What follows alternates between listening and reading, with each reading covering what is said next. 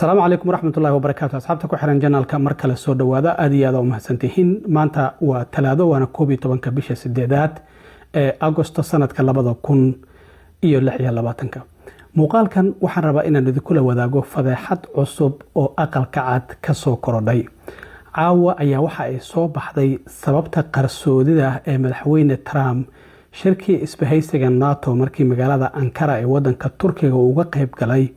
Waxaan ogeyn diyaaradii cusbeed oo Qatar ay siisay inuu ka baqay maadaama intii uu Turkiga ku maqnaa dagaalkii Mareykanka iyo Iiraan uu dib u qarxay. isla markaana ciidamada Secret Service ka ilaaliya madaxweynaha ay ku yiraahdeen waxa macquul ah maadaama Turkiga iyo Iiraan ay xuduud leeyihiin in ay gantaal la soo beegsadaan. sidaas darteedna diyaaradii cusbeed uu u diray Ingiriiska tii hore oo madaxweynaha Mareykanka uu isticmaali jiray oo Mareykanka tiilayna la qaaday oo Turkiga la geeyay si madaxweynuhu taas hore Turkiga uga raaco Ingiriiska uu ku tago kadibna tan cusub uu soo raaco. haddaba arintaasi arin ka bedelan ayaa wargeyska The Washington Post uu qoray. madaxweynuhu labada diyaarad midkoodba ma uusan raacin oo diyaarad kale ayuu raacay iyadoo waliba qaab la yaab leh diyaaradda looga dejiyay madaxweynaha markii hore uu galay laakiin daaqad kale uu ka baxay. gaariga lagu qaaday nooca uu yahay iyo warbixinadan soo baxaya maxay yihiin ayaan rabaa inaan idin la wadaago balse marka hore soo dhawaada. bishii hore bilowgeedii waxaan ogeyn in madaxweyne Trump uu magaalada Ankara ee wadanka Turkiga uu u tagay shirkii isbahaysiga NATO. shirkaasi 7 bisha ilaa iyo 8 bishii 7 ayuu socday. markaas kadib madaxweynuhu markii uu rabay inuu Mareykanka ku soo laabto madaxweynuhu waxa uu Turkiga ku tagay diyaaradii cusbeed oo $400 milyan oo dollar ahayd oo dawladda Qatar ay siisay. marka diyaaradaasi qalabkii looma dhameystirin. diyaaradda Air Force One oo madaxweynaha qaado waxa ay leedahay qalab ammaanka madaxweynaha sugayo hantii gantaal lagu soo tuuro ka hortagi kara hawada shidaal lagu siin karo in muddo ay hawada ku jiri karto. marka diyaaradan cusub oo dawladda Qatar ee madaxweyne Trump u hadiyadeysay wali looma dhameystirin qalabkii dhinaca ammaanka. sidaas darteed madaxweynuhu intii uu joogay Turkiga oo shirka NATO uu ka qayb galayay waa kii dagaalkii u dhaxeeyay Mareykanka iyo Iiraan dib u qarxay muddo 2 toddobaadna socday. markaas kadib ciidamada Secret Service ku waxay madaxweynaha ku yiraahdeen madaxweyne diyaaradan cusub ammaan ahaan ma raaci kartid maxaa yeelay Turkiga iyo Iiraan xuduud ay leeyihiin. sidaas darteedna gantaalka Iiraan waa ay la soo gaartaa diyaaradan oo ammaankaada ayaa halis gali kara. inkastoo Israa'iil ay tiri anaga sirdoonkeena ayaa dawladda Mareykanka ku wargeliyay ama aqalka cad arintaasi ku wargeliyay laakiin aqalka cad arintaasi waa iska fogay. markaas kadib diyaaradii cusbeed oo madaxweynaha dawladda Qatar ay siisay waa tii loo diray Ingiriiska. madaxweynuhuna uu yiri ciidamada fadhigoodu yahay Mareykanka ee Ingiriiska jooga iyo qoyskooda ayaan diyaaradda la tusayo waliba sawirkan madaxweynuhu waa kii tusay warbaahinta uu yiri waa kuwan qoysaskii ciidamada militariga ee Mareykanka oo diyaaradii sawirkan ayuu tusiyay. markaas kadib Air Force One diyaaradii hore oo madaxweynuhu uu Mareykanka uga tagay ayaa la qaaday Turkiga ayaa la geeyay. madaxweynuhu waxa la yiri diyaaradii Air Force One ayuu Turkiga ka raacay Ingiriiska ku tagay kadibna tii cusbeed ayuu ku soo bedeshay. sidaas darteed ayaa wax uu ku yimid Mareykanka. laakiin war cusub ayaa wargeyska The Washington Post oo caawa qoraya oo arintaasi maba jirinba. maxaa dhacay?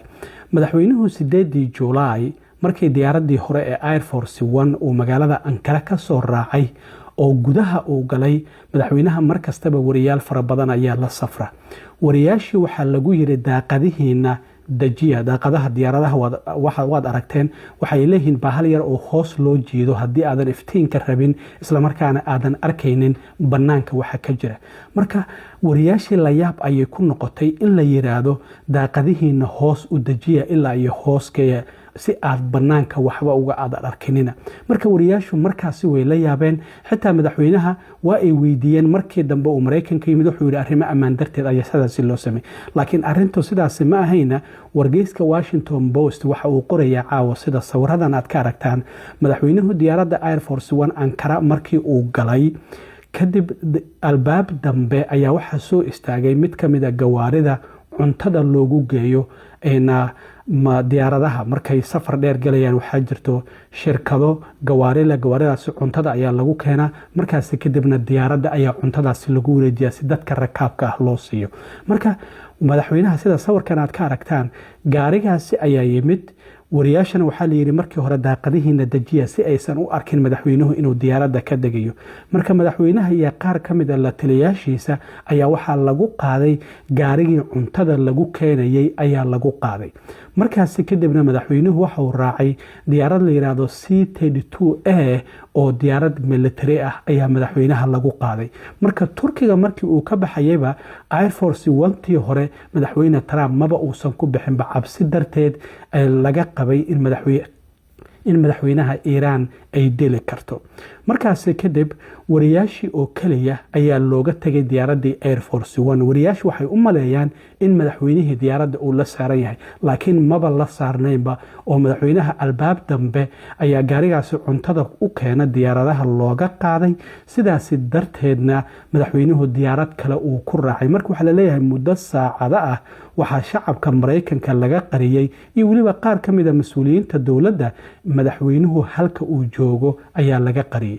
markaasi kadib madaxweynuhu Ingiriiska markii uu tagay haddana si qarsoodi ah ayaa waxaa lagu soo saaray diyaaradii Air Force One iyadoo laga dhigayo in madaxweynuhu diyaaraddaasi uu Turkiga ka soo raacay laakiin maba uusan ka soo raacinba. markaasi kadib madaxweynaha haddana diyaaradii Air Force One ayaa gaari kale lagu soo geliyey. sidaasi ayuu uga soo degay Ingiriiska markii uu tagay diyaaradii Air Force One kadibna diyaaradii cusbeed oo Qatar siisay oo $400 milyan oo dollar joogto u hadiidaysay ayuu madaxweynuhu soo raacay. sidaasi ayuuna Ingiriiska madaxweynuhu uga soo raacay oo Mareykanka uu ku yimid. marka xaaladda halista ah oo xilligaasi ciidamada Secret Service ee madaxweynaha ilaaliya ay dareemayeen waxa ay sababtay madaxweynuhu xitaa diyaaradii hore ee Air Force One inuu isku aamini waayo oo diyaarad kale oo gooni ah oo C-32A la yiraahdo in madaxweynuhu Turkiga si qarsoodi ah intuu uga raaco Ingiriiska ku tagay. isla markaana uu wariyaashii maadaama diyaaraddan ay saaran yihiin Air Force One ayna u maleynayeen in madaxweynuhu uu la saaran yahay haddana si qarsoodi ah diyaaradii Air Force One madaxweynaha lagu soo geliyo kadibna uu ka soo dego. markaasi kadibna diyaaradii cusbeyd oo dowladda Qatar ay siisay uu sidaasi Ingiriiska uga soo raaco. marka warbixintan wargeyska Washington Post ayaa daabacay mid horey loo ogaama aysan ahayn. xitaa aqalka cad markii madaxweynuhu Mareykanka kusoo laabtay kadib waxa ay sababtay in madaxa shaqaalaha ee aqalka cad haweeneyda leedahay Susie Wiles iyo madaxa FBI-da Kash Patel in xitaa qaar ka mid a la taliyaashii madaxweynaha taleefanadii inta laga qaaday la yiri yaa sheegay madaxweynuhu diyaaradda cusub ee Qatar inuusan Turkiga ka soo raaci karin oo baaritaan dadkii taleefanadoodii la taliyaashii laga qaaday. heerkaasi ayaa aqalka cad ay la gaareen xitaa qaar ka mid a shaqaalihii aqalka cad oo xitaa qaarkood taleefankooda ay diideen inay dhiibaan si loo baaro. maxaa yeelay waxay yiraahdeen arrintan waxaa lagu xadgudbayaa privacy-geena waxyaabaha inaga gaarka noo ah. marka warkan caawa soo baxay wuxuu yahay war aan horey loo ogeyn isla markaana madaxweynuhu cabsida laga qabay in dowladda Iiraan ay disho darteed xitaa Air Force One hore uu isku aamini waayo iskaba dhaaf midii cusbeed oo Qatar siisay oo diyaarad qaasa uu soo raacay. dhinaca kalena madaxweyne Trump maalnimadii shalay ahayd ayaa waxaa la weydiiyey shuruudaha cusub oo dowladda Iiraan ay soo bandhigtay si ay marinka Hormuz ay u furto. markaasi kadibna Iiraan waxyaabaha ay soo bandhigtay waxa ay qasaarihii dagaalka Mareykanku ay gaarsiiyeen in magdhow laga siiyo. Trump isaguna waxa uu yiri haddii iyaguna ay magdhow naga doonayaan annagana qasaarihii ayna gaarsiiyeen magdhow ha naga siiyaan. marka Trump waxa uu qiranayaa si dadban in Iiraan qasaare ay gaarsiisay. marka wuxuu leeyahay haddii inaga midii aan gaarsiinay ay naga rabaan qasaare in magdhow laga siiyo annagana midii ayna gaarsiiyaan waa inay magdhow naga siiyaan. sidaasi ayaa madaxweyne Trump uu yiri.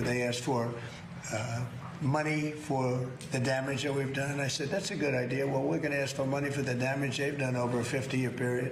marka aad iyo aad u mahadsantiin asxaabta warbixintaasi ayaan rabay inaan idinla socodsiiyo intaan mar kale kulmi doono waa saaxiibkeen cilmi waaro idinla sidaa iyo nabadgelyo.